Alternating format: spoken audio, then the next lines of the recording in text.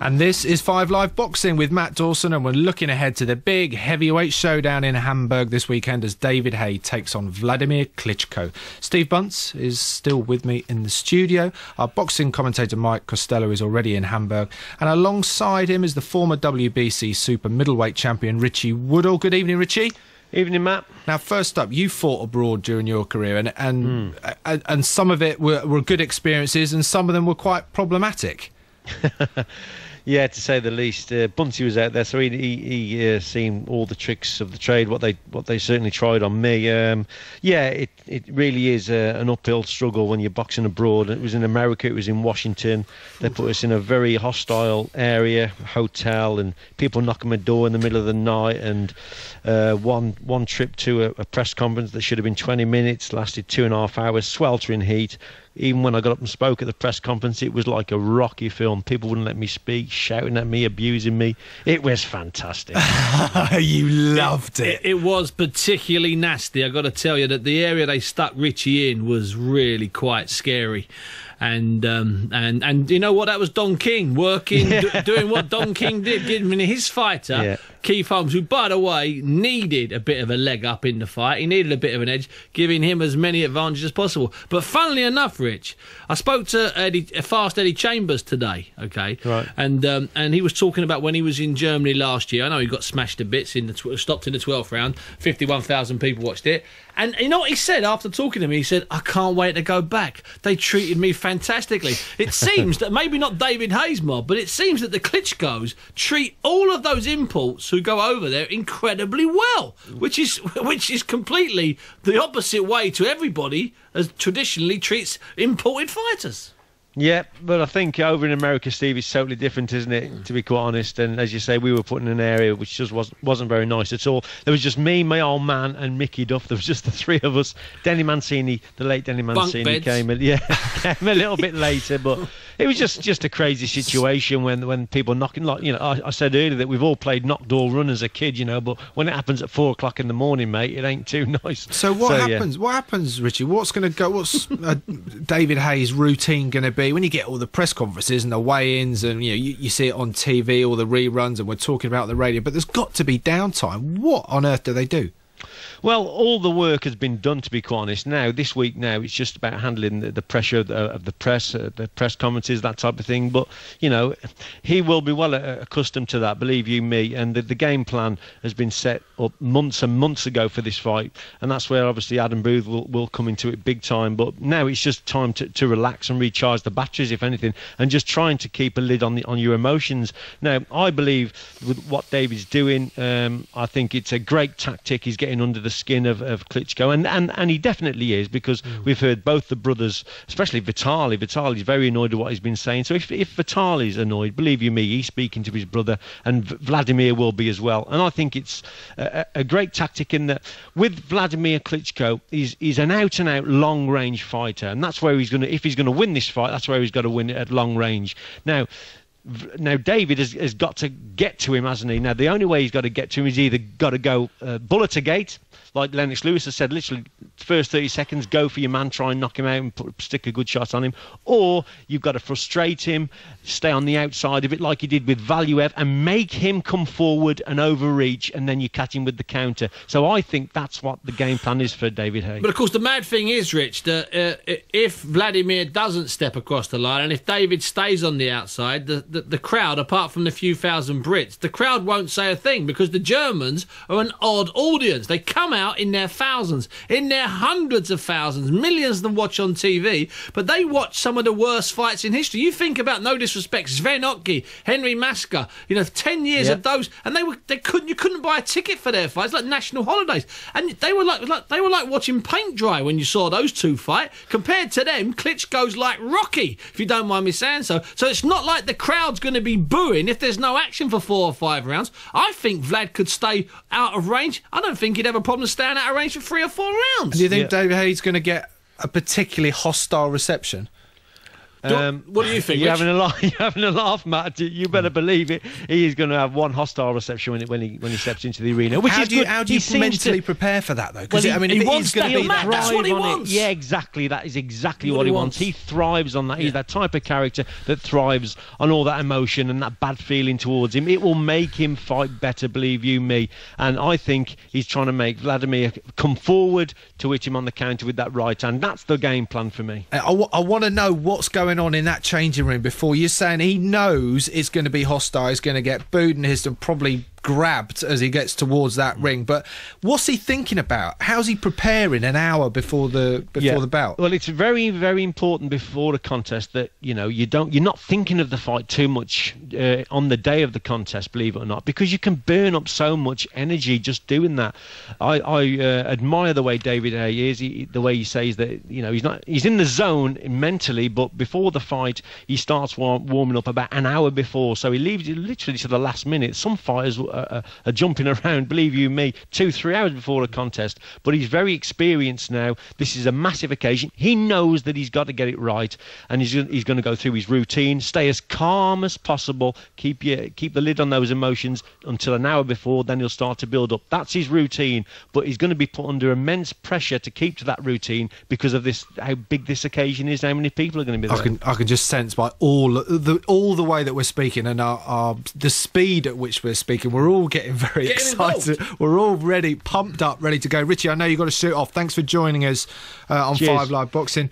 Steve, let's talk about the opposition. Come on, Wladimir Klitschko. And it is, to be fair to him, his story is extraordinary. Yeah, it's an interesting thing because when we talk about the opposition, it's almost like both of them. It's the brother Klitschko's. Even though he's fighting Wladimir, he could have been very easily fighting Vitaly Klitschko, who holds another version of the world title. They're both towering guys. They're the parents of one was his father. Their father was a Russian naval officer, and they were born in all different parts of the Soviet Empire, and they were part of the Soviet sporting system. They were identified because they were big, strapping, fit lads, and they were stuck into Soviet training schools or sports academies from the age of 13 and 14. They tried all sorts of different sports. In fact, they both liked a bit of kickboxing, but Wladimir sort of settled on boxing, as did Vitaly. Wladimir worked his way through the Junior European Championships, which he won. Then he got a second place in 1994 in the World Junior Championships. Then in 1996 is when I first saw him, but I can't remember seeing him, so I'm not going to claim I saw him because I knew there was a big lump in the super heavyweight final. He lost to a Russian big lump called Alexei Lesin. I saw the fight. I can't remember it, so I'm not going to lie and make it. Oh, I remember him. Yeah, he struck me as a great fighter then because I completely missed him. However, I do remember him in Atlanta when he won the gold medal at the Olympics in Atlanta, and the reason why I remember him is that he fought a guy called Pierre Wolfgram, I think, who was from Samoa or Tonga in the final, and he was a big fat Samoan and Tonga, not like the kind of guys that try to rip your head off, Matt, when you play rugby. I mean, this was just a big fat lump, but the fans in Atlanta loved him. They absolutely adored him, Pierre Wolfgram. Anyway, Wladimir managed to beat him, and then on the same night, he and his brother in November 1996 turned professional, and that's when they took over the German boxing business. Yeah, and that's when his professional career started, Steve, and he's now 35, and 58 fights later, he's had 2 reigns as world champion. He's lost 3 times in those 58 fights. As far as his world title reigns are concerned, he's had 16 wins in his 18 world title fights, identical figures to Lennox Lewis. So that's a compliment in itself. His latest reign began in 2006. He's had 9 successful defences so far, 8 of them inside the distance. But the one stat that Haye and his camp have been pointing to, during that 15-year professional career, Klitschko has been knocked down no fewer than 12 times, and all 3 of his defeats have come inside the distance. Mike, you've been talking to Wladimir Klitschko this week, and Vlad's taking all the credit for getting the fight on. I made this fight happen. David Haye wants to have 50% of the deal. I think he doesn't deserve it, or he didn't deserve it, with his performances in the past. But the man has been promoting himself, insulting Klitschko brothers in a different, and abusing and disrespectful way. And you know what? There was nothing else but give him 50% of the deal, and I made it happen. It's exciting. It's a lot of attention. I'm at the peak of my game. now, eventually, this all hype in the heavy division is happening, and I'm so happy and thrilled. We're expecting at least 10,000 people from Great Britain, and I've been at the soccer stadiums in London, and I saw how British fans are, they're singing songs, and they're really loud, and I think it's going to be such a mix of different mentalities, because we're going to have Americans, Ukrainians, Russians, Germans, and British fans, so it's going to be a really exciting event. So do you accept then, in that sense, Wladimir, that David Haye does bring something different to the heavyweight division? I have to give a lot of respect to David Haye, because he's a very exciting fighter. He's really a good puncher. He's very quick. He's very fast. It's going to be not an easy job for me, but I know what to expect. I know what to do. I'm the true heavyweight, and I will use any advantage that I can use. And my game plan hasn't been changed in the last 2 years. I will jab, jab, grab, as he was, describing him, for 12 long rounds, long for David Haye. And I hope he won't give up in between the rounds like other opponents did. And I hope he won't get knocked out before. But my plan to time it up, all the 12 rounds, and at the end of the final 12th round, I will knock him out. That's my plan, and it hasn't been changed in the last 2 years. So I'm going to stick to my plan, and we'll make sure that's going to happen this way. When you talk about 2 years, you mean it was 2 years since you first signed to fight David. Do you think he's a better fighter now than he was then? I believe that he's a better fighter now. I think in the heavyweight division, he's 30 years, he's going to be 31 soon. And I think that he's really at the peak of his game. And he has learned and made different appearances, also with tall heavyweights. But, he was testing himself, to stand in the ring with the true heavyweights. And I think that he got better than he used to be, yes. Mike Costello, Steve Bunce, and I thought Richie Woodhall had somewhere to go. He's just made the quickest comeback in boxing. I tell you what, Matt, you're going to bring me out of retirement, mate. I tell you what, this 5 Live boxing is such a good show. He just couldn't leave it, could he? Klitschko says he's made some compromises. Dare I go to Steve Bunce about this? Has Haye given more ground? Well, listen, let's work this out. Okay, when Haye first signed for this fight in January of 2009, he was on about £1 million, and he had to fight 3 rematches for the Klitschko brother. So he basically was signing away his career because it was worth the risk. He figured in 18 months I'll be free of their contracts. Okay, when word got out that he'd done that he was threatened with all sorts of legal action because he's broken a confidentiality agreement. Throw it forward to this fight. He's managed to negotiate for himself, Haye, a monstrous payday. And the stumbling block was over the television money.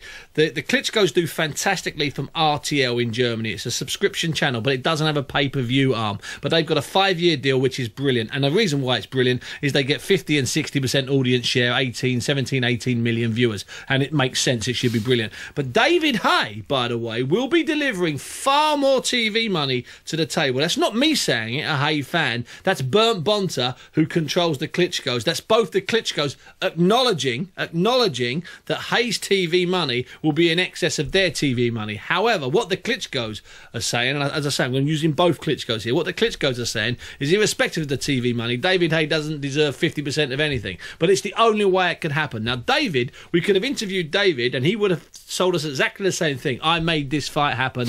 The Klitschkos weren't moving. Am I right there, Mike? Yeah, and absolutely. And I think, the footnote to all of this is quite simple. If this fight wasn't happening in Germany, it wouldn't happen at all. Good. So David Haye coming to Germany has made this fight possible.